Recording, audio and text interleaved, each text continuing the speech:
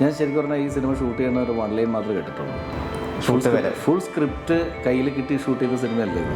ഈ മിമിക്രിയുടെ അപ്പുറത്തേക്ക് അവർക്ക് നമ്മൾ അംഗീകരിക്കുന്നില്ല, അഭിനേതാവായിട്ട് അംഗീകരിക്കുന്നില്ല, ഡയറക്ടറായിട്ട് അംഗീകരിക്കുന്നില്ല, ഒന്നും അംഗീകരിക്കാത്ത സമയത്ത് നമ്മൾ സംവിധാനം ചെയ്യാൻ ഇറങ്ങുമ്പോൾ അവർ നല്ല ആർട്ടിസ്റ്റുകളാണെങ്കിൽ ആ ആർട്ടിസ്റ്റുകളെ കാണാനേ വരുള്ളൂ. ഫസ്റ്റ് പടം രജിത്തേട്ടൻ്റെ കൈയും കാലം പിടിച്ചിട്ട് ചേട്ടാ ലാലേട്ടൻ്റെ എനിക്ക് നമ്മൾ ചോദിച്ചു പഠിച്ച റോളാണ്.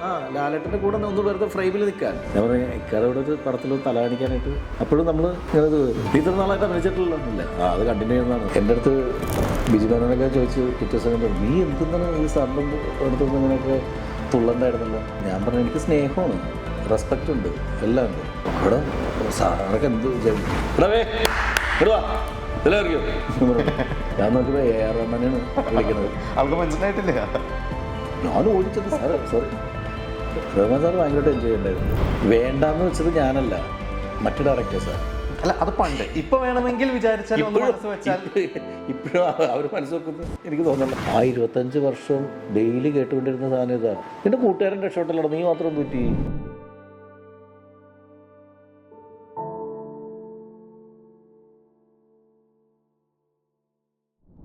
നമുക്ക് ഏറെ പ്രിയപ്പെട്ട നടനും സംവിധായകനും ഗായകനുമെല്ലാമായ ശ്രീ നാദൃശയാണ് ഇന്ന് നമ്മളോടൊപ്പമുള്ളത്. ഇക്ക സ്വാഗതം. നമസ്കാരം. അപ്പോൾ നമ്മൾ കുറേ കാത്തിരിപ്പുകൾക്ക് ശേഷമാണ് ഇക്കനൊന്ന് നേരിട്ട് കാണാൻ പറ്റുള്ളത്.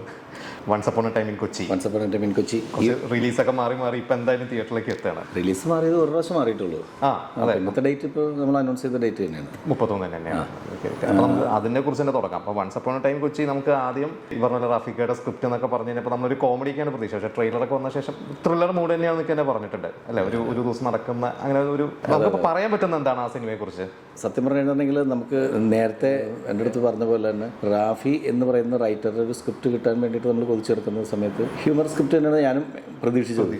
ചോദിച്ചിരുന്നു സ്ക്രിപ്റ്റ് പിന്നെ പ്രാവശ്യം ചോദിച്ചിട്ടുണ്ട്. പണ്ടൊക്കെ നമ്മൾ റാഫിക്ക് ഒരു സ്ക്രിപ്റ്റ് പിന്നെ ബെന്നി പി നാരായമ്പലം പിന്നെ ഉദയകൃഷ്ണ ഇവരൊക്കെ ദിലീപിൻ്റെ ഹിറ്റ് സിനിമകൾ ചെയ്തുകൊണ്ടിരിക്കുന്ന സമയത്ത് സംവിധായകനാവുന്നതിന് മുമ്പ് തന്നെ ചോദിച്ചു. അതോ ഫസ്റ്റ് പടം കഴിഞ്ഞ് സംവിധാനം ചെയ്യാൻ വേണ്ടി അതാ ചോദിച്ചാൽ ഫസ്റ്റ് പടത്തിന് വേണ്ടിയിട്ട് ഇപ്പോൾ ഇവരൊക്കെ മറ്റേ സ്ക്രിപ്റ്റ് കിട്ടുകയാണെങ്കിൽ നമുക്ക് കുറച്ച് നല്ല പടം ചെയ്യാൻ പറ്റുമല്ലോ എന്നുള്ളൊരു പ്രതീക്ഷയിലാണ് ഈ ചോദിക്കുന്നത്. പിന്നെ റാഫിക്കെ സംബന്ധിച്ച് ഇങ്ങനെ ഒരു സ്ക്രിപ്റ്റ് ഉണ്ടെന്ന് പറഞ്ഞു കഴിഞ്ഞപ്പോൾ അത് നമ്മളും പ്രതീക്ഷിക്കുന്നത് ഫുൾ ഒരു ഹ്യൂമർ സ്ക്രിപ്റ്റായിട്ടാണ് പറഞ്ഞു. എൻ്റെ അടുത്ത് പറഞ്ഞാൽ ഇതൊരു ഫുൾ ഹ്യൂമർ അല്ല, എല്ലാം ഉണ്ട്, മിക്സഡ് സംഭവമാണ്, ചെയ്യാൻ താല്പര്യമുണ്ടെന്ന് വെച്ചാൽ. അപ്പോൾ ഞാൻ എനിക്ക് കാരണം വെച്ചിട്ടുണ്ടെങ്കിൽ ഒരുപാട് സൂപ്പർ ഹിറ്റുകൾ നൽകിയിട്ടുള്ള സംവിധായകൻ റൈറ്റർ ആയിട്ടുള്ള റാഫിക്കാനുള്ളൊരു വിശ്വാസം. ഞാൻ ശരിക്കും പറഞ്ഞാൽ ഈ സിനിമ ഷൂട്ട് ചെയ്യുന്ന ഒരു 1 ലൈൻ മാത്രമേ കേട്ടിട്ടുള്ളൂ.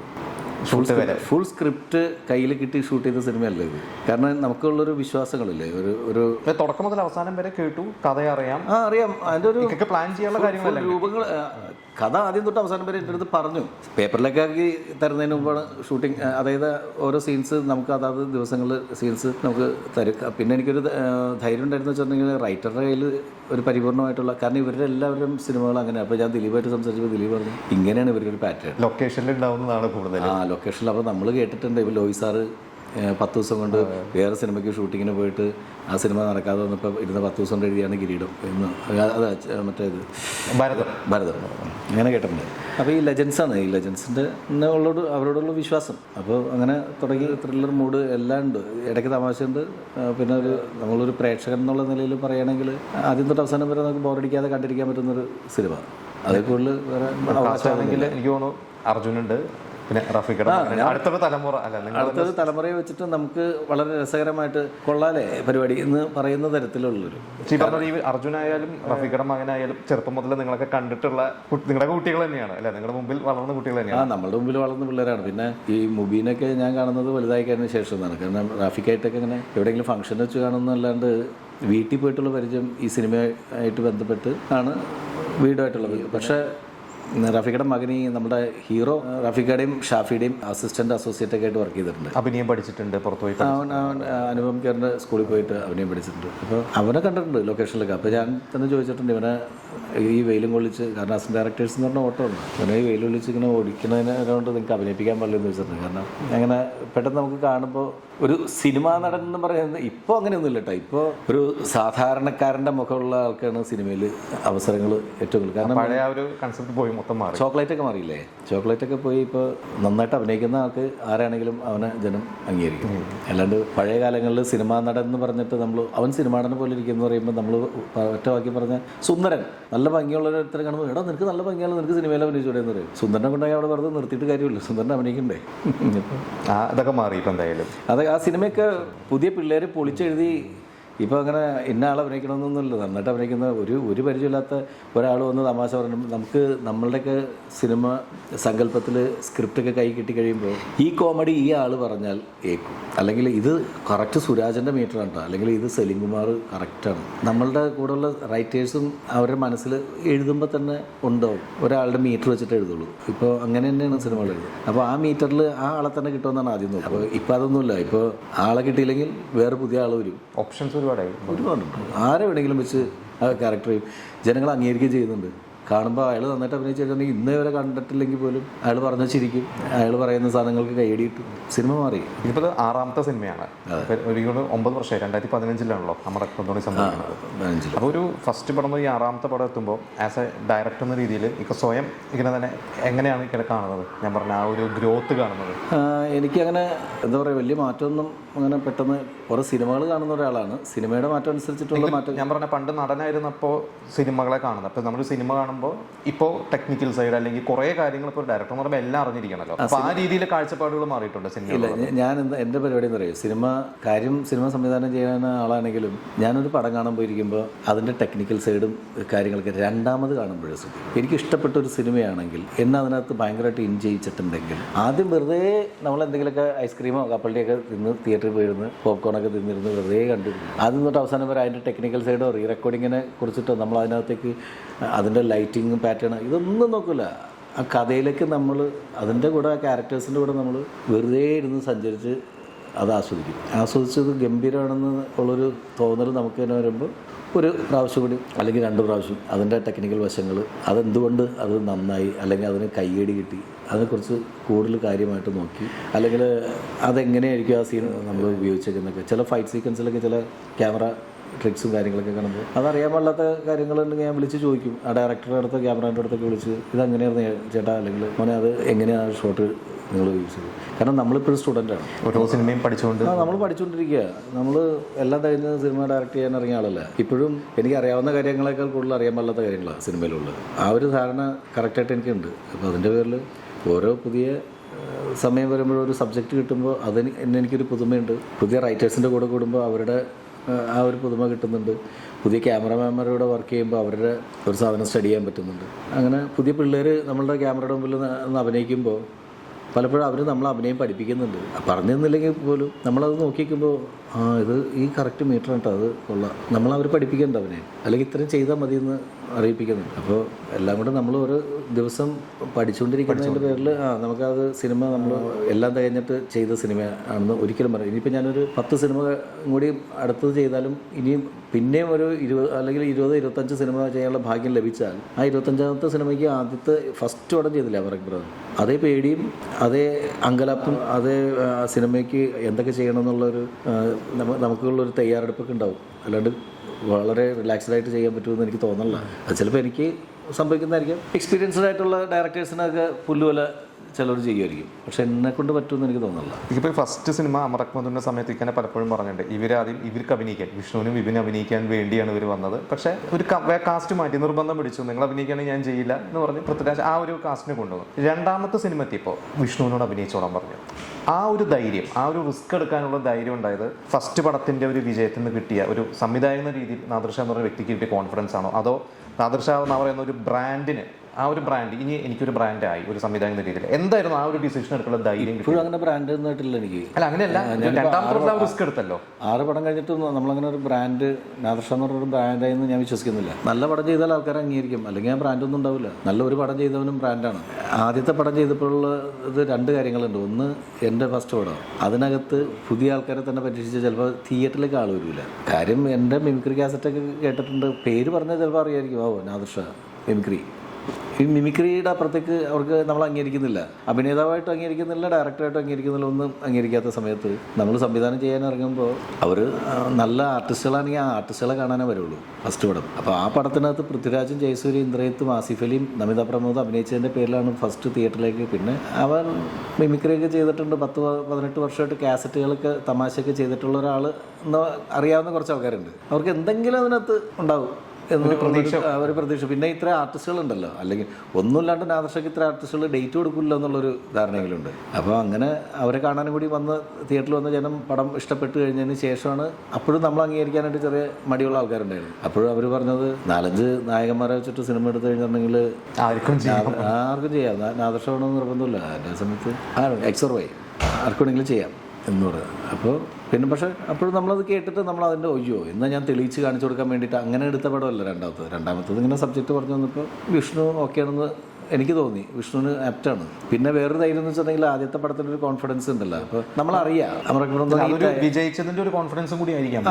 അതല്ല, അമർ ധോണി എടുത്തൊരു ഡയറക്ടറുടെ പടമാണ് അടുത്തത് വരുന്നത്, അത് ആ പടം ഓടിയതാണ് എന്ന് പറഞ്ഞാൽ കുറച്ചും കൂടി ആൾക്കാർക്കൊരു വിശ്വാസം നമ്മളിൽ ഉണ്ടായിരുന്നുള്ളൊരു തോന്നൽ. പിന്നെ ഈ സ്ക്രിപ്റ്റ് രസമായിരിക്കും, ഷൂട്ട് ചെയ്ത് കഴിഞ്ഞാൽ രസമായിരിക്കും എന്നുള്ള അങ്ങനെ ഒരു കോൺഫിഡൻസ്, ഓവർ കോൺഫിഡൻസ് അല്ല, വിശ്വാസം, ധൈര്യം ഉണ്ടായിരുന്നു.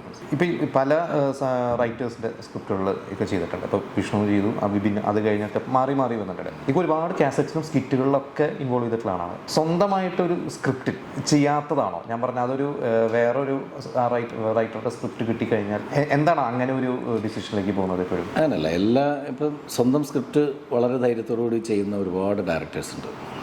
എനിക്ക് തോന്നുന്നു മെജോറിറ്റി ഡയറക്ടേഴ്സൊക്കെ സ്വന്തം, പിന്നെ റൈറ്റേഴ്സ് തന്നെ കുറേ കഴിയുമ്പോൾ അവർക്ക് തന്നെ അവർ തന്നെ ഡയറക്ടേഴ്സായി. എനിക്ക് മനസ്സിലായിടത്തോളം എന്താണെന്ന് പറയുക, എനിക്ക് ചിലപ്പോൾ പണ്ട് നമ്മളുടെ ടീമായിട്ടുള്ള ഡിസ്കഷൻ പണ്ട് കാസറ്റ് ചെയ്യുമ്പോൾ തൊട്ട് ഞാനൊരു 4 വരി പാട്ട് പാരഡി എന്ന് എഴുതുന്ന സമയത്ത് ഈ 4 വരി എഴുതിയിട്ട് ഞാൻ കൂട്ടുകാരുടെ അടുത്ത് കേൾപ്പിക്കും. എടാ ഒരു പുതിയ സാധനം കിട്ടിയിരുന്നു. എല്ലാവരും വട്ടം പറഞ്ഞിരിക്കുന്ന സമയമല്ല, എല്ലാവരും അവിടെ വർത്തമാനം പറഞ്ഞ് നടക്കണ്ടാവും, ഇവിടെ സ്കിറ്റ് എഴുതണ്ടാവും, ഇവിടെ അതിനിടയിൽ പാട്ട് എഴുതാൻ വേണ്ടിയിട്ട് ഉള്ള ജോലി എനിക്കാണ്. അപ്പോൾ ഞാനിങ്ങനെ തല പോയിരുന്ന് എഴുതിയിട്ട് ഒരു 4 വരി കഴിയുമ്പോൾ എനിക്ക് തന്നെ ഇത് ഗംഭീരമായിട്ടുണ്ട്, കലക്കൻ എന്ന് നമുക്ക് മനസ്സിൽ തീരുമാനിച്ചിട്ട് എടാ ഒരു അടിപൊളി സാധനം കേക്ക് എന്ന് പറഞ്ഞിട്ട് കേൾപ്പിച്ച് കഴിയുമ്പോഴേക്കും ഇവന്മാർ പരമപുച്ഛത്തോടുകൂടി തള്ളിക്കളയും, പൂള സാധനം എന്ന് ഒറ്റടി പറയും. അപ്പോൾ നമ്മൾ ഈ ഗംഭീരമാണെന്ന് നമുക്ക് തോന്നിയ സാധനത്തിന് അങ്ങനെ വിട്ട് വേറെ വല്ല പാട്ട് എഴുതറാ, അത് കൊള്ളൂല. അപ്പോൾ നമ്മൾ അടുത്തിരിക്കണവനെ വേറെ അടുത്തിൻ്റെ അടുത്തേക്ക് എടാ ചിലപ്പോൾ അവൻ്റെ ജഡ്ജ്മെൻറ്റ് പോയതാണെന്ന് വിചാരിച്ചു. ഇല്ല അലിയ, അവൻ പറഞ്ഞ കറക്റ്റാണ്, അത് ഇത്ര കഴിഞ്ഞ നീ മറ്റേ കാസറ്റിൽ ചെയ്തതിൻ്റെ അത്രയും രസമായിട്ടില്ല കേട്ടത്, ഇതിൽ തമാശ ഒന്നും ഇടാം എന്നൊക്കെ പറയും. പിന്നെ അത് തിരുത്തും, അങ്ങനെ തിരുത്തി വന്നപ്പോൾ അപ്പോൾ നമ്മൾ കണ്ടേക്കുന്ന പല ബ്രെയിൻ ഒരുമിച്ച് കഴിഞ്ഞിട്ടുണ്ടെങ്കിൽ നല്ല പ്രോഡക്റ്റ് കിട്ടും. ഇപ്പോൾ ഒരു റൈറ്റർ എഴുതി കൊണ്ടുവരുന്ന സാധനം ഞാൻ വായിക്കുമ്പോൾ എനിക്ക് ചിലപ്പോൾ അതിനകത്ത് വേറെ ഐഡിയാസ് തോന്നും. അപ്പോൾ ഞാനത് പുള്ളിയായിട്ട് ഡിസ്കസ് ചെയ്യാൻ നേരത്ത് പുള്ളിക്കും തോന്നും അത് ശരിയല്ല അതിൻ്റെ റൂട്ട്. അങ്ങനെ നമുക്ക് ചിലപ്പോൾ ഡെവലപ്പ് ചെയ്യാൻ പറ്റും. ചിലപ്പോൾ നമ്മളുടെ ധാരണ തെറ്റായിരിക്കാം, നമ്മളുടെ ഫൈനൽ ഡിസിഷൻ നമ്മൾ എടുക്കുന്ന ഡിസിഷൻ തെറ്റിപ്പോകാറുണ്ട്, റോങ് ആറുണ്ട്. കാരണം നേരത്തെ ജഡ്ജ്മെൻറ്റിൻ്റെ മാക്സിമം ഉള്ള ആളല്ലല്ലോ. പിന്നെ ഇപ്പോൾ ഈ സിനിമ ചെയ്തപ്പോൾ എന്ന് വെച്ചിട്ടുണ്ടെങ്കിൽ നമ്മളൊരു ഗുരുസ്ഥാനത്തുള്ള ഒരാളാണ് റാഫിഖാനെ ഞാൻ പരിപൂർണ്ണമായിട്ട് വിശ്വസിച്ച് ചെയ്തു. കുറച്ചും കൂടി റിലാക്സ്ഡ് ആയിരുന്നു. സ്ക്രിപ്റ്റിൻ്റെ കാര്യത്തിൽ ഞാൻ റിലാക്സ്ഡ് ആയിരുന്നു. കാരണം വെച്ചിട്ടുണ്ടെങ്കിൽ എന്നെക്കാൾ എക്സ്പീരിയൻസ്ഡ് ആയിട്ടുള്ള ഒരാൾ എഴുതി തന്നെ സ്ക്രിപ്റ്റാണ്. അതിനകത്ത് അദ്ദേഹം പറയുന്ന കാര്യങ്ങൾ നമ്മൾ അതിനെ ബ്രേക്ക് ചെയ്തിട്ട് അതല്ല അങ്ങനെ നമ്മളുടെ അഭിപ്രായം ചിലപ്പോൾ ഇങ്ങനെ ആയിരിക്കില്ലേ എന്ന് ചോദിച്ചു കഴിയുമ്പോൾ അത് അങ്ങനെയല്ല, അത് ചിലപ്പോൾ നമ്മൾ തിരുത്തി തരും ഇങ്ങനെ സംഭവം. അപ്പോൾ അത് തിരുത്തി തരുമ്പോൾ നമുക്ക് തോന്നുന്നു അത് ശരിയാണല്ലോ, ഓക്കെ. അപ്പോൾ ഞാൻ നേരത്തെ പറഞ്ഞല്ലോ നമുക്ക് പുതിയ കാര്യങ്ങൾ പഠിക്കാൻ വേണ്ടി, അപ്പോൾ അങ്ങനെ നമ്മളത് ഷൂട്ട് ചെയ്യും. അങ്ങനെ ഇപ്പം വന്നിട്ടില്ല എന്ന് തന്നെയാണ് വിശ്വാസം. പേന എടുക്കാത്തതിൻ്റെ പ്രശ്നമല്ല, ഇതേപോലെ ഒരു കൂട്ടായ്മയിൽ അതെ ഒരു 2-3 തല വർക്ക് ചെയ്തതിൻ്റെ റിസൾട്ട് അതിനകത്ത് ഉണ്ടാകാൻ സാധ്യത. അതിലാണ് കുറച്ചും കൂടി കോൺഫിഡൻസ് വരുന്നത്. ഇപ്പോൾ എൻ്റെ തല മാത്രം വർക്ക് ചെയ്ത് കഴിഞ്ഞിട്ടുണ്ടെങ്കിൽ ചിലപ്പോൾ പൊട്ടത്തരം സംഭവിച്ചേക്കാം. അത് തിരുത്തി തരാൻ ഒരാൾ എപ്പോഴും നല്ലതാണ്. ഈ നമ്മൾ പലപ്പോഴും നമ്മളുടെ മുമ്പിൽ ഒരു ടീം വർക്കിന് ഭയങ്കര വിജയം നമ്മൾ മുമ്പ് തൊട്ട് അറിയുന്ന ലെജൻസിൻ്റെ ഒരു കോമ്പിനേഷൻ ഉണ്ടായില്ലേ, സിബി മലയിൽ ലോഹിതദാസ്, സിദ്ദിഖ് ലാൽ, അങ്ങനെ റാഫി മെക്കാട്ടിൻ, അങ്ങനെ ഒരു ടീം ഇങ്ങനെ വരുമ്പോൾ ഒരു കോമ്പിനേഷൻ, ആ കോമ്പിനേഷൻ്റെ സമയത്തുള്ളൊരു ബലമുണ്ടല്ലോ, ജനത്തിനൊരു കോൺഫിഡൻസ് ഉണ്ട് അവരോടുള്ള. ആ കോൺഫിഡൻസ് കുറേ കഴിയുമ്പോൾ ചിലപ്പോൾ ഒന്ന് മാറി ചിന്തിക്കുമ്പോൾ ചില സമയത്ത് നഷ്ടപ്പെട്ടു പോകുന്നത് നമുക്ക് തന്നെ ഫീൽ ചെയ്തിട്ടില്ലേ, പ്രേക്ഷകരുടെ ഒരു പ്രതീക്ഷ. ഇപ്പം ഞാൻ പറഞ്ഞ ചിലപ്പോൾ നമ്മൾ കുറ്റം പറഞ്ഞല്ല, ചിലപ്പോൾ അങ്ങനെ ആ ഒരു മാറ്റം ചിലപ്പോൾ സംഭവിക്കുമ്പോൾ നമ്മൾ എക്സ്പെക്ട് ചെയ്യുന്ന അവർ രണ്ടുപേരും കൂടി ഒരുമിച്ചുണ്ടായിരുന്നെങ്കിൽ കുറച്ചുകൂടി നന്നായിരുന്നു തോന്നാറുണ്ട്. എനിക്ക് തോന്നിയിട്ടുണ്ട് അങ്ങനെ കുറേ സിനിമകളിൽ അഭിനയിച്ച്. ദിലീപേട്ടനൊക്കെ നിങ്ങളുടെ ഒരു 7 കൂട്ടം പോലത്തെ സിനിമകളൊക്കെ കുറേ അഭിനയിച്ചു. എനിക്കൊന്ന് രാവണപ്രഭുവാണ് ഇങ്ങനെ പറഞ്ഞിട്ടുണ്ട് ഏറ്റവും കൂടുതൽ എനിക്ക് ഒരു റെമ്യൂണറേഷൻ കിട്ടിയത് രാവണപ്രഭുവിലാണ് എന്നൊക്കെ പറഞ്ഞിട്ടുണ്ട്. അല്ല, അത് ആഗ്രഹത്തിൽ ചോദിച്ച് മേടിച്ച് കൈയും കാലം പിടിച്ചത് രജിതേട്ടൻ്റെ കൈയും കാലും പിടിച്ചിട്ട് ചേട്ടാ ലാലേട്ടൻ്റെ എനിക്ക് നമ്മൾ ചോദിച്ചു പഠിച്ച റോളാണ്.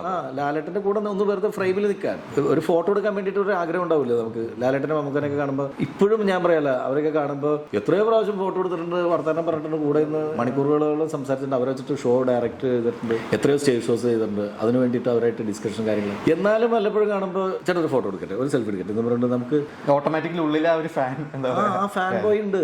അവരെ കാണുമ്പോൾ നമുക്ക് ആ ഫാൻ ബോയ് പുറത്തു വരും. പോകുന്നതിന് മുമ്പ് നമ്മൾ വർത്താനൊക്കെ പറഞ്ഞു പോണ്, ചേട്ടാ അല്ലെങ്കിൽ ഇക്ക ഒരു ഫോട്ടോ എടുക്കും, നീ കുറേ എടുത്തിട്ടുണ്ടല്ലോടാ എന്ന് പറയുമ്പോൾ ഇല്ല എന്നാലും ഒരു പ്രാവശ്യം മതി എന്ന് പറഞ്ഞിട്ട് നമ്മൾ ഇപ്പോഴും എടുത്തുകൊണ്ട് വരും. ഇപ്പോഴും നമുക്ക് അതിനൊന്നും നമുക്ക് ഭയങ്കര കൊതിയാണ്. അപ്പോൾ അതിന്റെ പുറത്താണ് രാവണപ്രഭുവിൽ അതിൽ ചോദിച്ച് മേടിച്ചാണ്. മമ്മൂക്കയുടെ കൂടെ എനിക്ക് അങ്ങനെ നിൽക്കാൻ പറ്റിയിട്ടില്ല. ഞാൻ മമ്മൂക്കയുടെ അടുത്ത് ഒരു ദിവസം ചോദിച്ചു, ഇക്ക ഞാനിങ്ങനെ രാവണപ്രഭുവിലൊക്കെ ലാലേട്ടൻ്റെ കൂടെ നിൽക്കാൻ വേണ്ടിയിട്ട് ചോദിച്ചു മേടിച്ചു. അതുപോലെ ഇക്കയുടെ കൂടെ നിൽക്കുന്ന ഒരു പടത്തിൽ തലയാണിക്കാൻ ആഗ്രഹമുണ്ട്. മമ്മൂക്കയുടെ അടുത്ത് സ്ക്രിപ്റ്റ് പറയാൻ പോയപ്പോൾ സമയത്ത് ഈ പടമൊക്കെ ചെയ്തതിന് ശേഷം ഇപ്പം എനിക്ക് തോന്നുന്നു ഒരു 5-6 മാസം മുമ്പാണ് ഈ സംഭവം. ഞാൻ പറഞ്ഞ ഇക്കയുടെ കൂടെ ഒരു പടത്തിൽ തലയാണിക്കാനായിട്ട് അപ്പോഴും നമ്മൾ ഇങ്ങനെ ഇത്ര നാളായിട്ട് അഭിനയിച്ചിട്ടില്ല. ഇല്ല അത് കണ്ടിന്യൂ ചെയ്യുന്നതാണല്ലോ.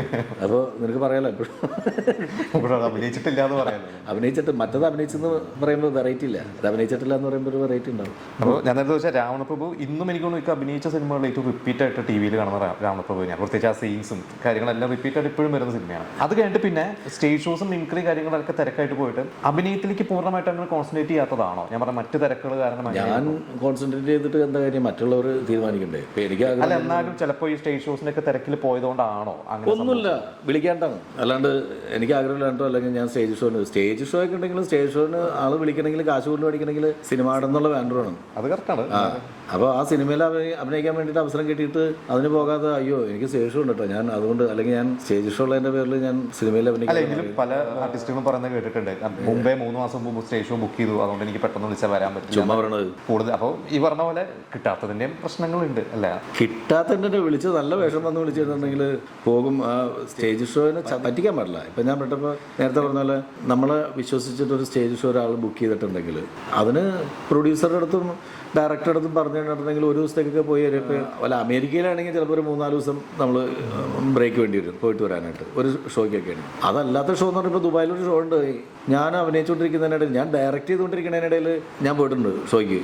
എടാ ഞാൻ നേരത്തെ പിടിച്ച പരിപാടി കേട്ടോ എന്ന് പറഞ്ഞിട്ട് ആർട്ടിസ്റ്റിൻ്റെ അടുത്തെല്ലാം ബ്രേക്ക് ചെയ്തിട്ട് ഒരു ദിവസം പോയിട്ട് ഷോയിൽ പാടിയിട്ട് അടുത്ത ഫ്ലൈറ്റിൽ കയറി വരും. നേരം കൊടുക്കുമ്പോൾ അടുത്ത ഒന്നുകൂടെ പിറ്റേ ദിവസം ഷൂട്ട് ചെയ്യും. അത് അല്ലെങ്കിൽ അന്ന് വേറെ ഏതെങ്കിലും സോങ് പ്ലാൻ ചെയ്യും. സോങ് എടുക്കാനായിട്ട് ഇപ്പോൾ നമ്മളുടെ നിർബന്ധം വേണ്ട, ഏത് കോറിയോഗ്രാഫർ മതി. അങ്ങനെ സ്റ്റേജ് ഷോ ഉള്ള ദിവസം ഫൈറ്റ് പ്ലാൻ ചെയ്യാം. അപ്പോൾ അഡ്ജസ്റ്റ് ചെയ്തിട്ടും പോയി അഡ്ജസ്റ്റ് ചെയ്യാൻ പറ്റും. ഫൈറ്റ് മാസ്റ്റർ ഫൈറ്റ് എടുത്തോളും. ആ സമയത്ത് നമുക്ക് പിറ്റേ ദിവസം വരുമ്പോൾ നമുക്ക് അത് കണ്ടു കഴിഞ്ഞിട്ട് നമുക്ക് വേണമെങ്കിൽ തിരുത്തലുകൾ ആവശ്യപ്പെട്ടാൽ അവരെടുത്ത് തരികയും ചെയ്യും.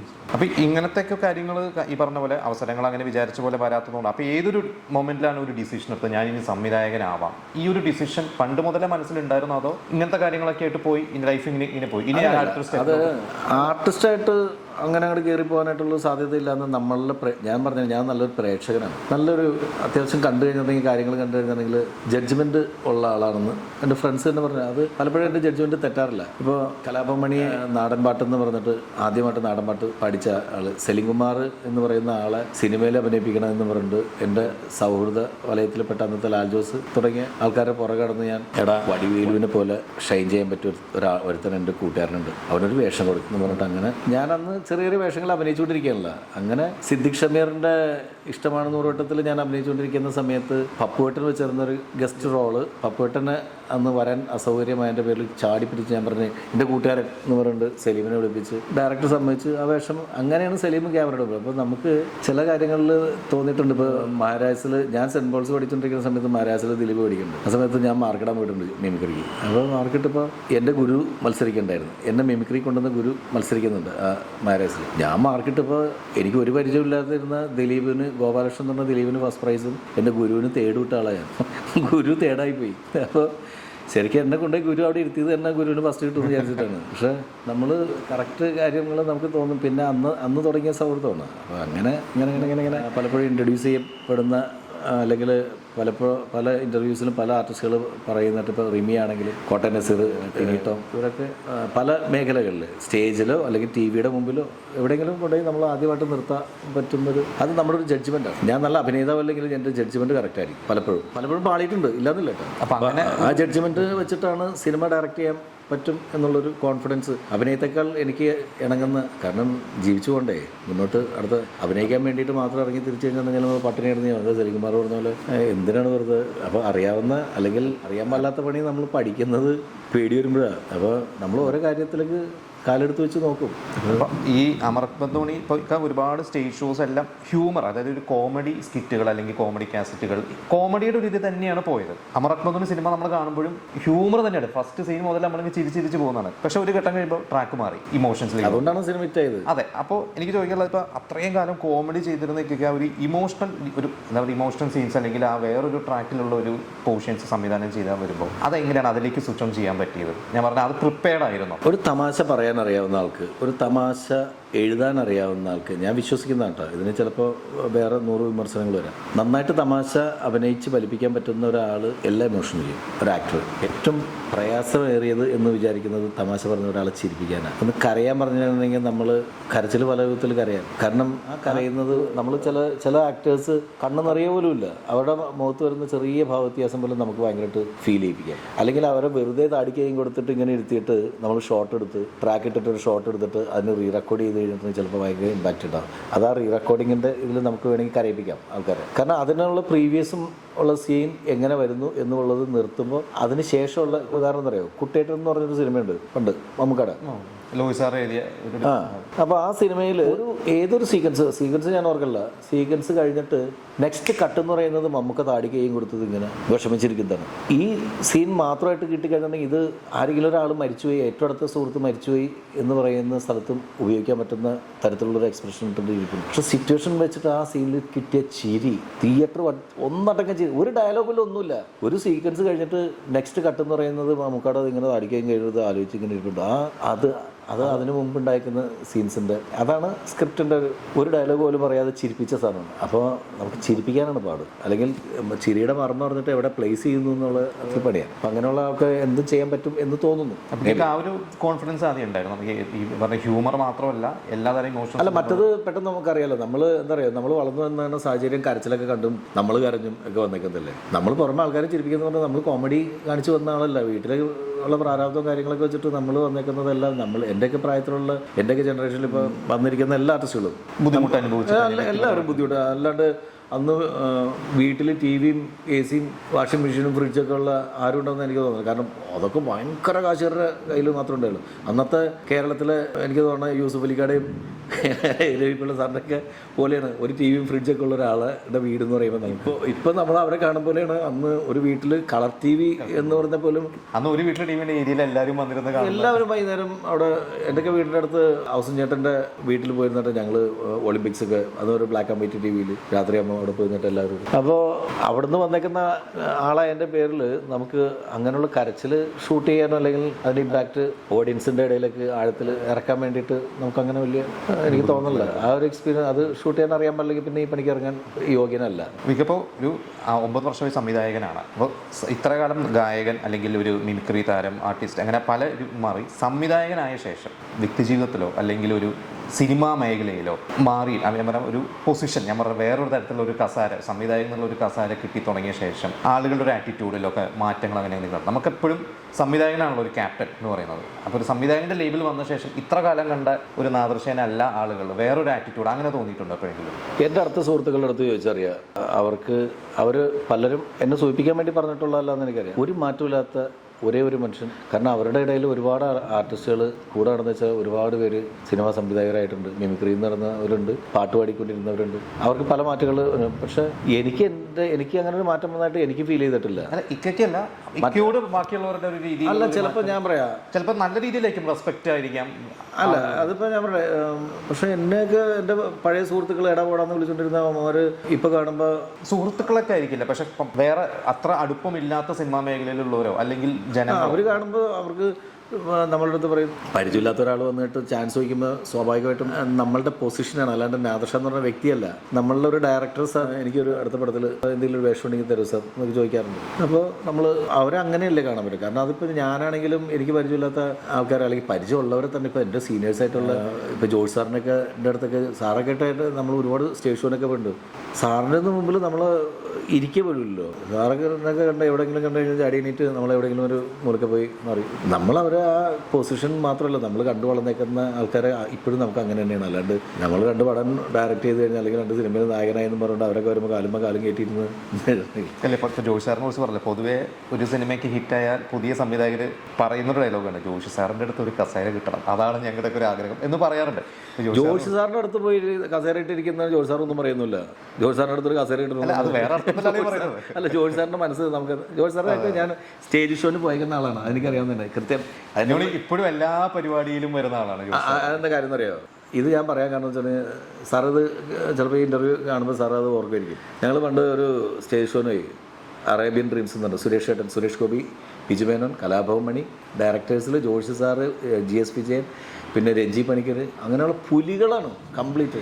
ഇവരൊക്കെ അടങ്ങുന്ന ഒരു സംഘമായിട്ടൊക്കെ ഞങ്ങൾ പോകുമ്പോൾ ഈ ദുബായിൽ ചെന്ന് കഴിഞ്ഞിട്ടുണ്ടെങ്കിൽ ദുബായിൽ നിന്ന് അബുദാബിയിൽ നിന്ന് അലൈൻ അങ്ങനെയുള്ള സ്ഥലത്തേക്കൊക്കെ ബൈ റോഡാണ് പോകുന്നത്, ബസ്സിൽ, വലിയ ബസ്സിൽ.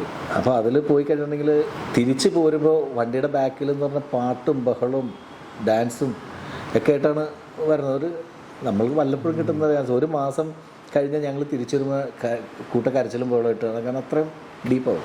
അപ്പോൾ അങ്ങനെ എൻജോയ് ചെയ്തുകൊണ്ടിരിക്കുന്ന സമയത്ത് അപ്പം ഞാനൊക്കെ ബാക്കിൽ കയറി കഴിഞ്ഞിട്ടുണ്ടെങ്കിൽ സീറ്റിൻ്റെ മേളിൽ കയറി കഴിഞ്ഞിട്ട് പാട്ട് വയ്ക്കുമല്ലോ. പാട്ട് വെച്ച് കഴിഞ്ഞാൽ സീറ്റിൻ്റെ മേളിൽ കയറി നല്ല തുള്ളലും ബഹളമൊക്കെ എല്ലാവർക്കും അറിയത്. അങ്ങനെ ഒരു പ്രാവശ്യം ഇങ്ങനെ തിരിച്ചു പോകുന്ന സമയത്ത് ജോഷി സാറ് കയറി, സാധാരണ ജോഷി സാറൊക്കെ ഏറ്റവും ഫ്രണ്ട് സീറ്റ് ജോഷി സാറിനൊക്കെ വേണ്ടി വരും. ജോഷി സാർ എങ്ങാണ്ട് ബാക്കിൽ കൂടി കയറിയിട്ട് അടുത്ത് വന്നിരുന്നത് ഞാനിരിക്കുന്ന സീറ്റിൻ്റെ തൊട്ടടുത്തിരുന്നു.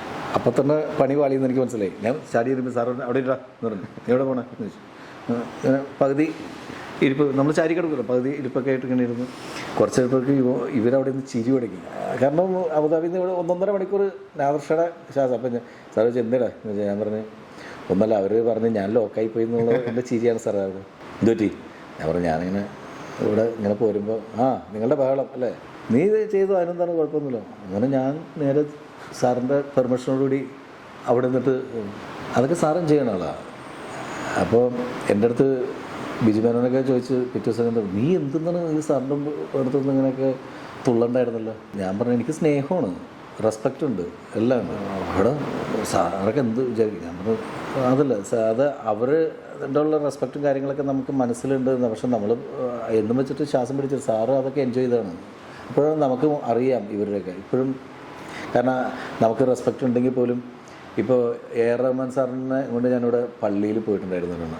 ഇവിടെ വന്നപ്പോൾ നമ്മളുടെ ഏതൊരു കാസറ്റ് ഫംഗ്ഷൻ വന്നിട്ട് രാത്രിയിൽ പള്ളി പോകണമെന്ന് പറഞ്ഞപ്പോൾ കൂട്ടിന് നമ്മുടെ ഗുഡ് നൈറ്റ് മോഹൻ ചേട്ടൻ്റെ വെള്ളിത്തിരയുടെ ഇതിന് വേണ്ടി വന്നാൽ അന്ന് എനിക്കാണ് ആ ഭാഗ്യം കിട്ടിയത്. അങ്ങനെ ഞാൻ റഹ്മാൻ സാറിനെ കൊണ്ട് AR റഹ്മാൻ സാറിനെ കൊണ്ട് പള്ളിയിൽ പോയ സമയത്ത് തമ്മനത്താണ്. അത് പള്ളി അടച്ചു 10-11 മണിയായി. അപ്പോൾ നിസ്കരിക്കാൻ വേണ്ടിയിട്ട് ആ സമയമൊക്കെ കഴിഞ്ഞാൽ വേറെ ആരുമില്ല. അപ്പോൾ മൊല്ലാക്ക മാത്രമേ ഉള്ളൂ. ഒരു തോർത്തൊക്കെ ഇട്ട് ചൂടെടുത്തിട്ട് ഇങ്ങനെ പുറത്ത്. അപ്പോൾ ഞാൻ പറഞ്ഞാൽ മെയിൻ ഡോറൊക്കെ ലോക്ക് ചെയ്ത് വരാന്തയിൽ നിസ്കരിക്കാം, നമുക്ക് അത് സ്പേസ് ഉണ്ട് അതിനുള്ള. അപ്പോൾ ഞാൻ പറഞ്ഞു ഈ കൂടെയുള്ള AR റഹ്മാൻ സാറല്ലേ, അപ്പോൾ വരാന്തയിൽ ഇങ്ങനെ നിർത്തി നിസ്കരിപ്പിക്കുമെന്ന് വിചാരിച്ചിട്ട് ഞാൻ പറഞ്ഞു മൊല്ലാക്കരുടെ അടുത്ത് നിന്നിട്ട് ആ വാതിലൊന്ന് തുറന്നു തരുമെന്ന് ചോദിച്ചു. എന്തിനാ? നമ്മൾ നിസ്കരിക്കാൻ വേണ്ടിയിട്ട്. ഇവിടെ നിസ്കരിച്ചപ്പോൾ അല്ല ഞാൻ പറഞ്ഞു എൻ്റെ കൂടെ ഉള്ളത് ഒരു വലിയ ആളാണ്. വലിയ ആളെന്ന് പറയുമ്പോൾ മൊല്ലാക്ക നോക്കിയാൽ അപ്പോൾ ചെറിയ ആളാണ്. അപ്പോൾ പറഞ്ഞത് ഞാൻ പറഞ്ഞത് കാരണം AR റഹ്മാൻ അത്രയല്ലേ ഉള്ളൂ. അപ്പോൾ ഹൈറ്റ് കൊണ്ട് സൈസും കൊണ്ട് മൊല്ലാക്കക്ക് വലിയ ആൾ എന്ന് പറയുന്നത്. എന്നാലും പിന്നെ എന്നെ ഇടയ്ക്ക് മിക്കവാറും പള്ളിയിലൊക്കെ കണ്ടേക്കുന്നതിൻ്റെ പേരിൽ വന്നിട്ട് വേറൊരു ഡോറ്, ചെറിയ ഡോറ് തുറന്നു. അതിന് ഞാൻ നോക്കിയപ്പോൾ ഞാനത് കാലി കഴുകാൻ വേണ്ടിയിട്ട് അങ്ങോട്ട് മാറിയ സമയത്ത് ഇടവേ ഇടുവാ ഇതിലറിയോ ഞാൻ നോക്കിയപ്പോൾ AR റഹ്മാനാണ് വിളിക്കണത്. ആൾക്ക് മനസ്സിലായിട്ടില്ല. ഞാൻ ഓടിച്ചത് സാറ് സോറി. റഹ്മാൻ സാർ ഭയങ്കരമായിട്ട് എൻജോയ് ഉണ്ടായിരുന്നു. കാരണം സാറിൻ്റെയൊക്കെ ലൈഫിൽ എനിക്ക് തോന്നല്ലോ കുറേ കൊല്ലമായിട്ട് അതെ നീ എങ്ങനെ നോക്കണം ഇത് ഈ ഡോറി കൂടി കയറിക്കോ എന്നൊക്കെ പറയാൻ. കാരണം മദ്രാസിലൊന്നും സ്വപ്നം കാണാൻ പറ്റില്ല അങ്ങനെയൊന്നും. മദ്രാസ് എന്നല്ല, കാരണം ആ വിളിച്ച പള്ളിയായിട്ട് ബന്ധമുള്ള അദ്ദേഹത്തിന് അറിയില്ല ഇത്. അദ്ദേഹം ഇന്നസെൻ്റാണ്. കാരണം അദ്ദേഹം സാധാരണ ഒരു ആളെ പോലെ തന്നെ കാണുന്നുള്ളൂ എല്ലാവരും. പക്ഷേ അത് AR റഹ്മാൻ സാറ് എൻജോയ് ചെയ്യാണ്. അല്ലാണ്ട് അദ്ദേഹത്തിൻ്റെ മനസ്സിൽ ഈഗോയോ അല്ലെങ്കിൽ അപ്പം തന്നെ പള്ളിയിൽ നിന്ന് ഇറങ്ങിപ്പോയി വേണ്ട എന്നെ ഇങ്ങനെ വിളിച്ചു എന്ന് പറഞ്ഞു. പക്ഷെ വിളിച്ച് ഭയങ്കരമായിട്ട് ചിരിച്ച് അത് എൻജോയ് ചെയ്തിട്ട് വന്നു. അപ്പോൾ എല്ലാവരുടെയും ഉള്ളിൽ ഇങ്ങനെയൊക്കെയുള്ള ചെറിയ ചെറിയ കാര്യങ്ങൾ വരുമ്പോൾ അവർ അതൊക്കെ എൻജോയ് ചെയ്യുന്നുണ്ട്. നമ്മൾ റെസ്പെക്റ്റും കാര്യങ്ങളൊക്കെ മനസ്സിൽ വേണം. പക്ഷേ അമിതമായിട്ട് അവരോടുള്ള ബഹുമാനം കാണിക്കാൻ വേണ്ടിയിട്ട് ഓരോ സെക്കൻഡ് വരുമ്പോഴും ചാടി എണീറ്റ് തൊഴേണ്ട കാര്യമില്ല എന്ന് വിശ്വസിക്കുന്ന ആളാണ് ഞാൻ. ഗബിക്കടോ സൗഹൃദ സർക്കിളിലുണ്ടായിരുന്ന ഇപ്പോൾ സലീമേട്ടനായാലും പിന്നെ നമുക്ക് ഇന്ദ്രൻ സേട്ടൻ എടുക്കാം. നിങ്ങളെല്ലാവരും ഒരു ടീമായിട്ട് കുറേ പടങ്ങൾ ചെയ്തു. അവരെല്ലാം പോയി ഒരു ഏജ് കഴിഞ്ഞപ്പോൾ അഭിനയത്തിൽ വേറെ തരത്തിലോട്ട് പോയി. ഇപ്പോൾ അതിനുശേഷം വന്ന ജൂനിയേഴ്സായിട്ട് സൂര്യാചേട്ടനോ ഷാജേട്ടനായാലും ഒക്കെ സംവിധായകർ നടന്മാരാവുന്നു ഇപ്പോൾ എല്ലാവരും. പക്ഷേ സംവിധാനം ചെയ്തു തുടങ്ങിയ ശേഷം എനിക്ക് തോന്നുന്നു വളരെ അപൂർവം സിനിമകളിൽ മാത്രം തല കാണിക്കുള്ളൂ. ഞാൻ പറഞ്ഞ ഇപ്പം ഒരു ഷിഫ്റ്റ്, ഞാൻ പറഞ്ഞ ഒരു ആക്ടർ എന്ന രീതിയിൽ വേറൊരു തരത്തിലോട്ട് ഷിഫ്റ്റ് ചെയ്യാൻ പറ്റിയ ഒരു ടൈമായിട്ട് കൂടി അതിൽ വേണ്ടാന്ന് വെച്ചതാണോ? അപ്പോൾ സംവിധാനം തന്നെ മതി എന്ന് വിചാരിച്ചിരിക്കുന്നതാണോ ഇപ്പോഴത്തെ ഒരു അവസ്ഥയിൽ? വേണ്ടാന്ന് വെച്ചത് ഞാനല്ല, മറ്റു ഡയറക്ടേഴ്സാണ്. അല്ല, അത് പണ്ട്. ഇപ്പൊ വേണമെങ്കിൽ വിചാരിച്ചാൽ ഇപ്പോഴും അവർ മനസ്സ് വെക്കുന്നത് എനിക്ക് തോന്നുന്നില്ല. കാരണം അവരെൻ്റെ പണ്ടത്തെ സിനിമകളൊക്കെ കണ്ട് വന്നേക്കുന്ന പ്രായമുള്ളവരാണ് ഇപ്പോൾ ഡയറക്റ്റ് ചെയ്യുന്നത്. അവരൊന്നും അങ്ങനെ വിളിച്ച് പെട്ടെന്ന് നിന്ന് അവർ, കാരണം ഞാൻ തന്നെ എൻ്റെ സിനിമയിൽ നല്ലൊരു വേഷം വരുമ്പോൾ അത് ആരെക്കൊണ്ട് ഏറ്റവും നന്നായിട്ട് ചെയ്യിപ്പിക്കാൻ പറ്റുമെന്ന് ഞാനിങ്ങനെ തലവഞ്ഞ് നിൽക്കുന്ന സ്വന്തമായിട്ടൊരു ക്യാരക്ടർ സ്വന്തമായിട്ട് അത് എഴുതിയുണ്ടാക്കി ചെയ്യാന്ന് പറഞ്ഞിട്ടുണ്ടെങ്കിൽ നമുക്ക് തോന്നൂല. കാരണം നമുക്കത് ഗംഭീരമായിട്ടുള്ള ആക്ടറെ കൊണ്ട് ചെയ്യിപ്പിച്ചു കഴിഞ്ഞാൽ സിനിമക്ക് ഗുണം കിട്ടും എന്നുള്ളത്. അല്ലെങ്കിലും ഈ കേരളത്തിലുള്ള ആ ഒരു അഭിനയ മോഹം ഇപ്പോഴും ഉണ്ടെങ്കിൽ ആ ഒരു നടനെ ഒന്ന് പോളിഷ് ചെയ്തെടുക്കാൻ പറ്റിയത് സ്വന്തം അങ്ങനെയല്ല. ഞാൻ പറയണത് ഇപ്പോൾ ശരിക്കും പറഞ്ഞിട്ടുണ്ടെങ്കിൽ നമുക്ക് പണ്ടത്തേനേക്കാൾ ഭേദമായിട്ട് എങ്ങനെയാണ് അഭിനയിക്കേണ്ടതെന്ന് പിള്ളേർ കാണിച്ചു തന്നു. പുതിയ പിള്ളേർ അവർ അഭിനയമൊക്കെ കണ്ട്, കാരണം നമ്മൾ ഡയറക്റ്റ് ചെയ്യാൻ നേരത്ത് നമ്മൾ മോണിറ്ററിൻ്റെ മുമ്പിൽ പണ്ട് ക്യാമറയുടെ പിന്നിൽ നിന്ന് കണ്ടു എന്നാണ് പറഞ്ഞത്. ഇപ്പോൾ ക്യാമറയുടെ പിന്നിലല്ല, അതിൻ്റെ ബാക്കിൽ മോണിറ്റർ ഇട്ട് വരുള്ളൂ. ഒരുപാട് ദൂരം മാറി നിന്ന് മോണിറ്ററിൽ കൂടി നമ്മൾ കാണുമ്പോൾ ഈ സീനൊക്കെ ഇത്ര എന്ത് ലാഘവത്തോടു കൂടിയാണ് ഈ പിള്ളേർ. ഇപ്പോൾ ഇതിനകത്ത് അർജുന അശോകനും ആ മുബി അവൻ്റെയൊക്കെ ഫസ്റ്റ് പടമാണ്, അവരൊക്കെ അഭിനയിക്കണമെന്ന് നമ്മളിങ്ങനെ കൊതിയോടുകൂടി ഇത്രയും ചെയ്താൽ മതി എന്നുള്ളതിൻ്റെ തിരിച്ചറിവ് നമുക്ക് ഇപ്പോഴാണ് കിട്ടുന്നത്. ഇപ്പം ചിലപ്പോൾ നമുക്ക് അങ്ങനെയൊക്കെ ചെയ്യാൻ പറ്റുമായിരിക്കും, വളരെ കൂളായിട്ട്. ഞാൻ പറഞ്ഞ ഒരു അഭിനയിച്ച് കാണിച്ചു കൊടുക്കാറ് ഈ സിറ്റുവേഷൻസ് ഞാനാണ്. ഇല്ല, നമ്മളിത് ഇങ്ങനെ ഈ എക്സ്പ്രഷൻ ഇടണം എന്ന് പറഞ്ഞിട്ടല്ല കാണിച്ചു കൊടുക്കുന്നത്. നമ്മളങ്ങനെ ചെന്നിട്ട് ഒരു ആക്ടറെ നമ്മൾ ഇപ്പം ഞാൻ ചെയ്യുന്ന പോലെയല്ല, ആ മീറ്ററിലല്ല വേറെ ആൾ. ഇപ്പം നിങ്ങൾ അഭിനയിക്കാൻ വേണ്ടിയിട്ട് വന്ന, ഇപ്പോൾ നിങ്ങളുടെ അടുത്തൊരു കാര്യം പറഞ്ഞിട്ടുണ്ടെങ്കിൽ നിങ്ങൾ ഒരു മരണ വീട്ടിൽ സാധാരണ നമ്മൾ അതേ അവിടെ നിങ്ങളുടെ ഒരടുത്ത സുഹൃത്ത് മരിച്ചെടുക്കുകയാണ്, നിങ്ങൾ കാണാൻ വേണ്ടിയിട്ട് നമ്മൾ അത്രേ പറയുള്ളൂ. അവിടെ വണ്ടിയിൽ നിന്ന് ഇറങ്ങി, കാറിൽ നിന്ന് ഇറങ്ങിയിട്ട് കുറേ വർഷത്തിന് ശേഷം നിങ്ങൾ പുറത്ത് പോയിക്കയറുന്നു. കുറേ വർഷമായിട്ട് ഈ സുഹൃത്തിനെ തലേ ദിവസം കൂടി ഫോൺ ചെയ്തിട്ട് കിട്ടി സംസാരിച്ച് നാളെ കാണാടാന്ന് പറഞ്ഞിട്ട് പോയ ഒരാളെ കാണാൻ വേണ്ടിയിട്ട് നിങ്ങൾ അവിടെ നിന്ന് വരുന്നു. അത് നിങ്ങളെങ്ങനെ ചെയ്യുന്നു ആദ്യം നമ്മൾ നോക്കും. അപ്പോൾ അവരുടെ അടുത്ത് നിന്നുള്ളത് ആദ്യം അല്ലാണ്ട് നമ്മൾ അഭിനയിച്ച് കാണിച്ചു കൊടുക്കുക. അത് ഒരു ഡയറക്ടർഷിപ്പ് എനിക്ക് തോന്നല്ല.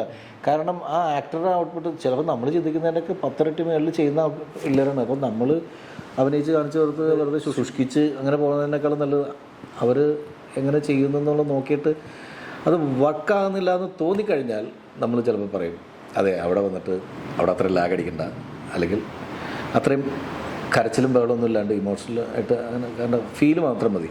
അവിടെ നിന്ന് വന്ന് സാധാരണ അവിടെ വന്നിട്ട് അത്രയും ഇങ്ങനെ കണ്ണും വായും തുറന്നാണ് നിൽക്കണ്ട, ഇവിടുന്ന് നോക്കിയാൽ മതി. ചിലപ്പോൾ വന്നാൽ ഡോറിൻ്റെ അവിടെ ചാരി നിൽക്കാൻ പറയും. അപ്പം നമുക്ക് അതിൻ്റെ ഒരു മീറ്റർ നമ്മളുടെ മനസ്സിലുണ്ട്, അതിൻ്റെ കോറിയോഗ്രാഫി.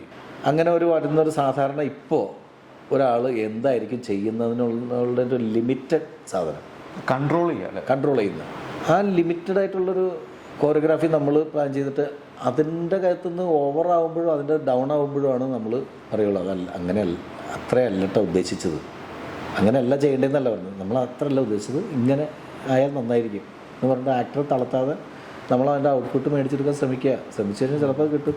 പണ്ട് മുതൽ എനിക്കോട് ഫസ്റ്റ് ഗാന്ധിയനാണോ മീനാക്ഷി കല്യാണം തോന്നുന്നു മ്യൂസിക് ചെയ്തത്. ആദ്യത്തെ സ്വന്തം പടത്തിലും 1-2 സിനിമകളിൽ മ്യൂസിക് ചെയ്തു. പിന്നെ ഇപ്പോൾ എനിക്കൊണ്ട് ഈ സിനിമയിലും ഇതിന് മുമ്പത്തെ സിനിമയിലൊക്കെ മ്യൂസിക് ചെയ്തിട്ടുണ്ട് അല്ലേ? ഞാൻ ചെയ്തേക്കുന്ന ഇപ്പോൾ 6ാമത്തെ പടമാണെങ്കിലും അതിൽ 2 പടത്തിലെ സ്വന്തം മ്യൂസിക് ചെയ്തിട്ടുള്ളൂ. 2 പടത്തിൽ സ്വന്തം മ്യൂസിക് ഇല്ലാത്തേ ഉള്ളൂ. ഓക്കെ, അതെ. ഒന്ന് മേരാന ഷാജിയാണ്, എമിൽ മുഹമ്മദ് എന്ന് പറഞ്ഞ ആള് മ്യൂസിക് ചെയ്തത്. അതായത് പുള്ളി കന്നഡയിലെ മ്യൂസിക് ഡയറക്ടറാണ് എമിൽ. പിന്നെ ഇപ്പോൾ ഇതിനകത്ത് ഹിഷാം വന്നതെന്ന് വെച്ചിട്ടുണ്ടെങ്കിൽ നമ്മൾ പുതിയ പിള്ളേരുടെ സബ്ജക്റ്റാണ്. അപ്പോൾ ഹിഷാം ഹൃദയം ഭയങ്കര ഹിറ്റാണ്, ഹിഷാമിൻ്റെ പാട്ടുകൾ. പിന്നെ തെലുങ്കിലും ഭയങ്കര മാർക്കറ്റുള്ള.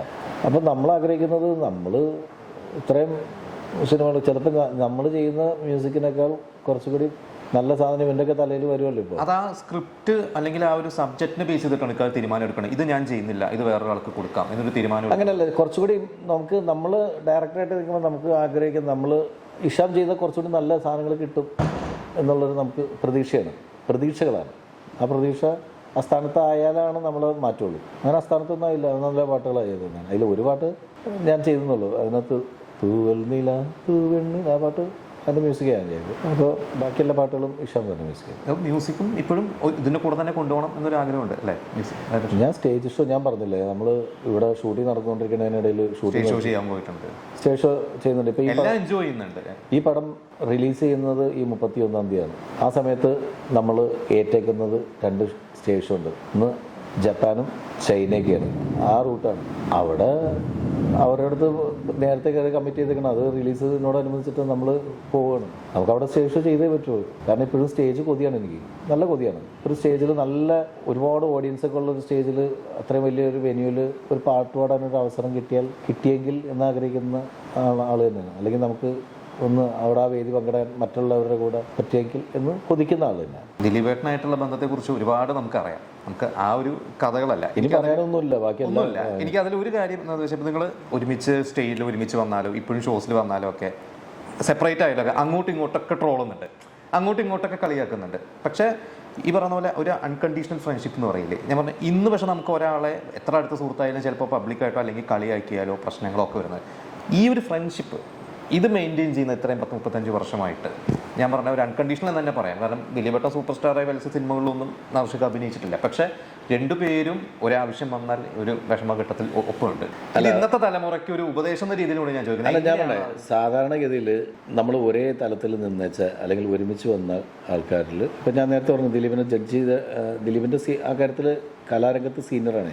ഞാൻ നഴ്സറി തൊട്ട് സ്റ്റേജിൽ കയറാൻ തുടങ്ങിയതിൻ്റെ പേരിൽ അവരുടെ സ്റ്റേജിൽ സീനിയോറിറ്റി എനിക്കുള്ളതാണ്. അപ്പോൾ അത് മാനിച്ചിട്ട് അത് കഴിഞ്ഞ് വന്ന ദിലീപ്, നമ്മൾ ഇൻട്രൊഡ്യൂസ് ചെയ്ത സലീം കുമാർ, കലാഭവൻ മണി, ഇവരൊക്കെ ഭയങ്കര കത്തിക്കയറി പോകുമ്പോൾ നമ്മൾ അസൂയപ്പെട്ടിട്ട് കാര്യമില്ല. കാരണം നമ്മൾ സന്തോഷിക്കുകയുണ്ട്. അതായത് നമ്മൾക്ക് എന്തെങ്കിലും ഒരു ആവശ്യം വരുമ്പോൾ ഒരു ഫോൺ കോളിൽ അല്ലെങ്കിൽ നമ്മൾ അങ്ങോട്ട് വിളിച്ചില്ലെങ്കിൽ പോലും എന്തായാലും നിനക്ക് പ്രശ്നം എന്ന് ചോദിച്ചിട്ട് ഇങ്ങോട്ട് എല്ലാം കൊണ്ടും ശാരീരികമായിട്ടും സാമ്പത്തികമായിട്ടും നമ്മൾ ഹെൽപ്പ് ചെയ്യാൻ വില്ലിങ്ങുള്ള അത്യാവശ്യം സൗണ്ട് ആയിട്ടുള്ള ഫ്രണ്ട്സ് ഉണ്ടെങ്കിൽ നമുക്ക് ബലമല്ലേ. കാരണം വെച്ചിട്ടുണ്ടെങ്കിൽ അത് നല്ലതാണ്. നമ്മളുടെ കൂട്ടുകാർ കംപ്ലീറ്റ് പട്ടിണി കിടന്ന് പട്ടിണി പരിപാടിയായിട്ട് എടുക്കുന്ന കൂട്ടുകാരാണ് എനിക്ക് എല്ലാം ഉള്ളത് എന്ന് പറഞ്ഞിട്ട് നിൽക്കുന്നില്ല. നമ്മൾ അങ്ങനെ ആ ലെവലിൽ ഒരുമിച്ച് നിന്നച്ച ആൾക്കാരിൽ കുറേ ആൾക്കാർ രക്ഷപ്പെട്ടു പോകുമ്പോൾ നമുക്ക് എന്തെങ്കിലും ഒരു ആവശ്യം വന്നാൽ അവരുടെ സഹായം ഉണ്ടാവുമെന്ന് നമ്മൾ പ്രതീക്ഷിച്ചിട്ട് നമ്മളത് സന്തോഷിക്കണം. അതല്ലാണ്ട് ചിലപ്പോൾ കൂടെ നിൽക്കുന്ന ചിലപ്പോൾ അടുത്ത മറ്റുള്ള കൂട്ടുകാർ പറയും, എടാ നിൻ്റെ കൂടെ വന്നാൽ മറ്റവൻ രക്ഷപ്പെട്ടുമല്ലോ. ഇപ്പോൾ ഞാൻ ഏറ്റവും കൂടുതൽ കേട്ടേക്കണം ഞാനാണ്. കാരണം ഞങ്ങൾ രണ്ടുപേരും ഒരുമിച്ച് ഇങ്ങനെ നടന്നതിൻ്റെ പേരിൽ എവിടെ പ്രോഗ്രാമിന് ഇപ്പോൾ ഈ സിനിമ ഡയറക്റ്റ് ചെയ്യണതിന് മുമ്പ് വരെ 2015 അമറക് തുടങ്ങി. 2015 ഒരു പകുതിയോളം ടൈം, അതായത് ദിലീപ് എന്ന് അഭിനയിച്ച് തുടങ്ങി അത് തൊട്ട് 10, 20, 25 വർഷം. ആ 25 വർഷം ഡെയിലി കേട്ടുകൊണ്ടിരുന്ന സാധനം ഇതാണ്. നിന്റെ കൂട്ടുകാരൻ രക്ഷപ്പെട്ടല്ലോ, നീ മാത്രം തൂറ്റി. ഇത് കേട്ട് കാരണം നമ്മളെവിടെ ചെല്ലാം, ഏത് കല്യാണം വീട്ടിൽ ചെന്നാലും ആ കൂട്ടുകാരൻ ഭയങ്കര ലെവലിലല്ലോ, തനിക്ക് താൻ രക്ഷപ്പെട്ടില്ല അല്ലേ. പക്ഷേ ഈ പറഞ്ഞ സമയത്ത് നിങ്ങൾ ഒരുമിച്ച് സ്റ്റേജ് ഷോ ചെയ്യുന്നുണ്ട്, നിങ്ങൾ എപ്പോഴും. ഞങ്ങൾക്ക് മാത്രം ഈഗോ ഇല്ലാത്ത. പക്ഷെ ഈ പറയുന്ന ആൾക്കാർക്ക് പറഞ്ഞ പോലെ ഒരു മനസ്സുഖം. കാരണം നമ്മളവിടെ ചെല്ലുമ്പോൾ നീ മാത്രം അല്ല ഒന്ന് രക്ഷപ്പെട്ടില്ല എന്ന് പറയുമ്പോൾ അവർക്കൊരു മനസ്സുഖം. അവരെ കളയണ്ടല്ല വിചാരിച്ചിട്ട് നമ്മൾ ആ സമയത്തൊന്നും വേണ്ടിയില്ല. പിന്നെ നമ്മൾ രക്ഷപ്പെട്ടെന്നല്ല, പിന്നെ സിനിമ ഡയറക്റ്റ് ചെയ്തതിന് ശേഷമാണ് കേട്ടോ പിന്നെ അങ്ങനെ ആ ഒരു പറച്ചിൽ നിർത്തി. അതിൽ നിന്ന് കുറച്ച് പിന്നെ പറയുന്നത് തൻ്റെ മറ്റേ പടത്തിൻ്റെ അത്രയും ഈ പടം പോയില്ല അല്ലേ. ഇപ്പം പറയുന്ന സാധനം അതാ. ഇപ്പം നമ്മൾ ഈ പടം ഇറങ്ങുമ്പോഴും ഫസ്റ്റ് ഇനിയിപ്പോൾ ഇഷ്ടപ്പെട്ടാൽ പോലും ആദ്യം പറയും നിങ്ങളുടെ അമറക് പറന്തോണിയും കട്ടപ്പനയാണ്. ശരിയാണ്, അതാണ് ഏറ്റവും കൂടുതൽ ചിരിപ്പിച്ചത്. അതാണ് നമ്മളുടെ ഏറ്റവും വലിയ ബാധ്യത. ഇപ്പോൾ റാഫിക്ക് എന്തെങ്കിലും ചെയ്യുമ്പോൾ റാഫിക്കാരുടെ അടുത്ത് പറയണത് പക്ഷെ ഇതൊക്കെ പോട്ടെ, തെങ്കാശി പട്ടണം പഞ്ചാബ് അത് അവരുടെ ഒരു സുഖമാണ്. കാരണം വെച്ചാൽ അത്ര ഒന്നും എത്തിയില്ല നമ്മൾ എന്ന് പറയിപ്പിക്കാൻ വേണ്ടിയിട്ട്. അത് നമ്മൾ കേട്ടിരിക്കുക, നമ്മൾ റിയാക്ട് ചെയ്യാൻ പോകാതിരിക്കുക. അപ്പോൾ അവർക്കൊരു സന്തോഷവും. ആ സന്തോഷം നമ്മൾ ആരാണ് സന്തോഷം ആഗ്രഹിക്കാത്തതെന്ന്. അപ്പോൾ പറഞ്ഞ ഈ ഒരു ഫ്രണ്ട്ഷിപ്പ് നമ്മൾ തിരിച്ചൊന്നും പ്രതീക്ഷിക്കാത്തുള്ള ഫ്രണ്ട്ഷിപ്പ് മുന്നോട്ട് കൊണ്ടുപോകാം. ഒന്നും പ്രതീക്ഷിക്കാതെ. ഇപ്പം ഞാൻ ഈ സിനിമയുടെ ക്യാപ്ഷൻ പറയണത് ഒന്നും പ്രതീക്ഷിക്കാതെ സിനിമ ആണ് വരിക. എന്തെങ്കിലും കിട്ടും, ഒന്നും പ്രതീക്ഷിക്കാതെ. അതുപോലെ സൗഹൃദങ്ങളിൽ നമ്മളൊന്നും പ്രതീക്ഷിക്കാതിരിക്കുക. നമ്മുടെ സൗഹൃദം മുന്നോട്ട് പോകണമെങ്കിൽ ഞാൻ പറഞ്ഞ നമ്മൾ നേരത്തെ ഞാൻ പറഞ്ഞ അത് തിരുത്തി പറയല്ല. ഇപ്പം ഞാൻ പറഞ്ഞില്ല കൂട്ടുകാരൊക്കെ രക്ഷപ്പെട്ട് പോയി കഴിഞ്ഞാൽ നമുക്ക് അത് പ്രതീക്ഷയാണ്. അത് നമ്മളുടെ ഒരു കോൺഫിഡൻസ് ലെവലാണ്. അപ്പോൾ പക്ഷെ അവർ ചെയ്യും എന്ന് വിചാരിച്ചിട്ട് നമ്മളൊന്നും ചെയ്യാതിരുന്നാൽ ചിലപ്പോൾ അവർ ചെയ്തില്ലെങ്കിൽ നമ്മൾ ഷോക്കായി പോകും. അപ്പോൾ അവസാനമായിട്ട് ഒറ്റ കാര്യം, നേരത്തെ പറഞ്ഞു മമ്മൂക്കിൻ്റെ അടുത്ത് സബ്ജക്റ്റ് പറയാൻ പോയപ്പോൾ അഭിനയിക്കുന്ന കാര്യം ചോദിച്ചു. മമ്മൂക്കായിട്ടുള്ളൊരു പ്രോജക്റ്റ് എന്താണ് നമുക്ക് പ്രതീക്ഷിക്കാമോ? പ്രതീക്ഷിക്കാന്ന് വെച്ചാൽ ഞാനും നിങ്ങൾ പ്രതീക്ഷിക്കുന്നു. കുറച്ച് മുമ്പും അനൗൺസ് ചെയ്തിരുന്നു അല്ലേ അതുപോലെ ഒരു മമ്മൂക്കാരുടെ അടുത്ത് കഥ പറഞ്ഞിട്ടുണ്ടായിരുന്നു. അതൊന്ന് കട്ടപ്പനയുടെ ടൈമിലോ അതൊക്കെ കഴിഞ്ഞിട്ട് I M A disco dancer എന്ന് പറഞ്ഞിട്ട് ഒരു സബ്ജക്ട് നമ്മുടെ പറൂർ രാജേഷില്ലേ മിമിക്രി ഒക്കെ ആയിരുന്നു. രാജേഷും പിന്നെ നമ്മുടെ പാണാവള്ളി രാജേഷും അവർ രണ്ടുപേരും കൂടി എഴുതി. രസമാണ്, ഒരു ചിരിക്കാനൊക്കെ ഉള്ള സാധനം. പക്ഷെ അന്നത്തെ കുഴപ്പമെന്ന് വെച്ചിട്ടുണ്ടെങ്കിൽ അന്ന് കോവിഡിനും ഒരു 2 വർഷം മുമ്പ് ആയിരുന്നത്. ഇപ്പോൾ ഏകദേശം 5-6 വർഷമായില്ലേ. ആ വർഷത്തെ വ്യത്യാസം ആ സബ്ജക്റ്റിനുണ്ട്. പിന്നെ മമ്മൂക്ക മാറി, മമ്മൂക്കയുടെ രൂപത്തിന് മാറ്റില്ല എന്നുള്ളൂ. പക്ഷെ മമ്മൂക്ക ചെയ്തുകൊണ്ടിരിക്കുന്ന കഥാപാത്രങ്ങളൊക്കെ വേറെ തലത്തിലുള്ള കഥാപാത്രങ്ങൾ അദ്ദേഹം ചെയ്തുകൊണ്ടിരിക്കുക. അതിനിടയിൽ റിസ്ക് എന്ന് തോന്നിയത് കാരണം നമ്മൾ അങ്ങനെ റിസ്ക് ഒരു തമാശ ക്യാരക്ടറായിട്ട് ചെന്നിട്ട് ചീറ്റി പോയി കഴിഞ്ഞിട്ടുണ്ടെങ്കിൽ മമ്മൂക്കൊന്നും ചെയ്യില്ല. പക്ഷെ മമ്മൂക്കനെ സ്നേഹിക്കുന്ന കുറേ ആൾക്കാരുണ്ട്. മമ്മൂക്കൊന്നും പറ്റൂല, മമ്മൂക്കൊക്കെ ഒന്നും പറ്റില്ല. മമ്മൂക്ക നമ്മളൊന്നും പറയില്ല. ആ പഴയ സ്നേഹമൊക്കെ തന്നെ വീടുണ്ടാവും. പക്ഷെ മമ്മൂക്കയുടെ ഇഷ്ടപ്പെടുന്ന ഒരു ഫാൻസ് ഉണ്ട്. അതായത് ഇപ്പം നമ്മളൊക്കെ ഫാൻ ബോയ് എന്ന് പറയുന്ന പോലെ ആ ഇഷ്ടപ്പെടുന്നവരൊക്കെ കൂടി ഒന്ന് തല്ലിക്കൊന്നു കളയും നമ്മൾ ചിലപ്പോൾ. എന്തിനാണ് എനിക്കൊന്ന് ഷെയ്നിയായിട്ടൊരു മൂവി ഇതേപോലെ അനൗൺസ് ചെയ്തിരുന്നില്ലേ, നിഷാദ് കോയ സ്ക്രിപ്റ്റ് എഴുതുന്ന, അതും പിന്നെ അതിനെക്കുറിച്ചൊന്നും കേട്ടില്ല. അത് ടെക്നിക്കൽ ഇഷ്യൂസ് വരെ മാറ്റി വെച്ചതാണോ?